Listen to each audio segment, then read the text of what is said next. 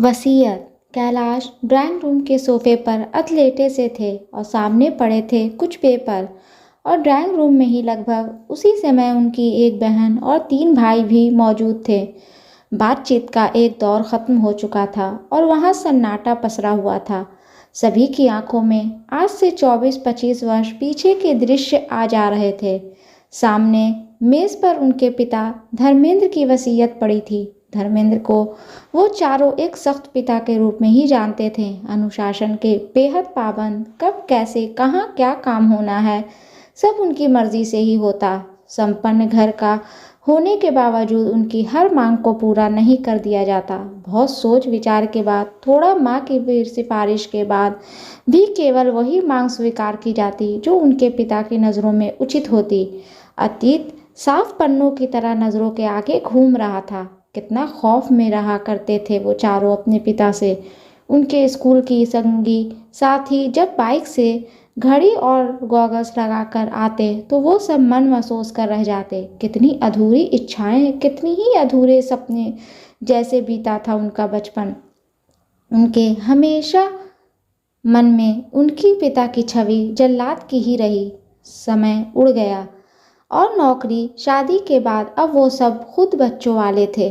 किसी के एक, किसी के दो। पिता की मृत्यु के बाद उनकी संपत्ति के बंटवारे की जब नौबत आई तब पुनः एक वकील ने आकर एक रजिस्टर्ड वसीयत दिखाकर उनके सपनों को, इस महल को पराजित कर दिया जो उन्होंने बनाया था। मकान पत्नी के नाम करके जा चुके थे धर्मेंद्र जी, और बैंक बैलेंस एक हिस्सा तो पत्नी के साथ संयुक्त खाते के रूप में था ही। बाकी संपत्ति के लिए उन्होंने कुछ शर्तों के साथ पत्नी और नज़दीकी रिश्तेदारों का एक ट्रस्ट बना दिया था। उनकी सारी संपत्ति उस ट्रस्ट की देख रेख में रहने वाली थी। उनकी संपत्ति से उनके चारों बच्चों को ये अधिकार दिया गया था कि कभी भी वे अपने किसी भी आवश्यकता के लिए उनकी संपत्ति से समय अनुसार कर्ज ले सकते थे, पर उन्होंने अपने कर्ज चुकाने की क्षमता ट्रस्ट के सदस्यों के सम्मुख पेश करनी होगी। उसी आधार पर उनके लोन की किस्त बांध दी जाएगी। हाँ, एक अच्छाई भी थी इस कर्ज में कि उसे ब्याज रहित और अधिकतम 10 वर्षों के लिए रखा गया था।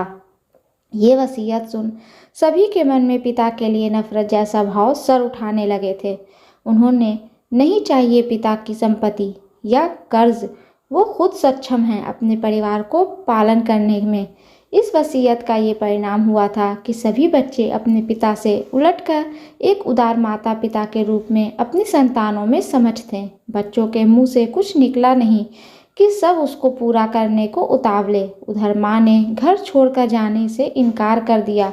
वो अकेली रह लेंगी, जब भी जी उबेगा बारी बारी से सभी बच्चों के पास आती जाती रहेंगी। धीरे धीरे उनके सपने अपने बच्चों भी बड़े हो चुके थे और उनकी मांगें भी बड़ी हो रही थीं।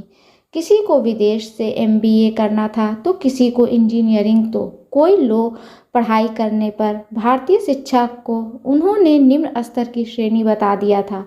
पर किसी बाहरी देश में पढ़ने का अर्थ सभी बखूबी समझते थे। वहाँ पढ़ने का खर्च जब भारत में ही किसी व्यावसायिक कोर्स का खर्च 30-40 लाख था, तो विदेश के अच्छे कॉलेज से पढ़ने का खर्च का अनुमान सहजता से लगाया जा सकता था। आदतें उन्होंने ही खराब की थी। बैंक से लोन पता करने गए तो होश फाख्ता हो गए। 35-40 हज़ार की मासिक किश्त, जो ब्याज था मूल ज्यों का त्यों, मतलब ऐसा भंवर या गड्ढा जिसमें गिरने के बाद निकल पाना संभव न था। ऐसे में ही ध्यान आया पिता के बनाए ट्रस्ट का, जिसकी एक ट्रस्टी माँ भी थी। संकोच के साथ माँ को संपर्क किया। ब्याज रहित किश्तें, 20,000 मासिक, 10 वर्ष का समय। उनके कागज़ आदि चेक करके उन्हें ट्रस्ट से लोन मिल चुका था। पहली बार उनके दिमाग में पिता की दुर्दशा और उनका सख्त होने का उद्देश्य समझ आया, और मन में किसी कोने में जगी थी एक दबी हुई प्रशंसा और श्रद्धा। आज उन्हें पता चला कि माँ बाप जो करते हैं हमारे भले के लिए होता है। अगर ऐसा वसीयत उनके पिता ने ना बनवाया होता तो आज वो अपने बच्चों का सपना कहाँ से पूरा कर पाते। अब एक दूसरे भाई और बहन तक ये खबर पहुँच चुकी थी।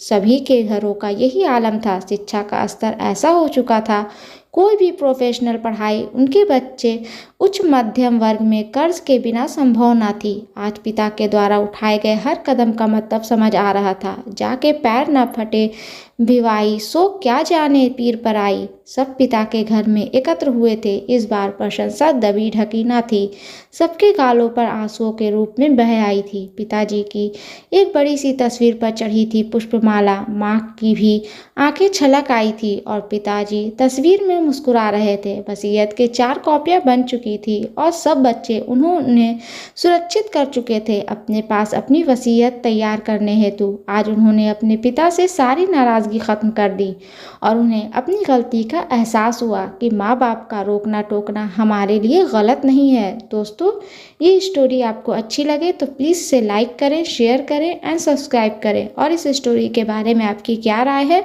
हमें कमेंट बॉक्स में ज़रूर बताएं। और हाँ, बेल आइकन को प्रेस करना ना भूलें, क्योंकि ऐसे ही आने वाली स्टोरी आप तक सबसे पहले पहुंचती रहेगी। धन्यवाद।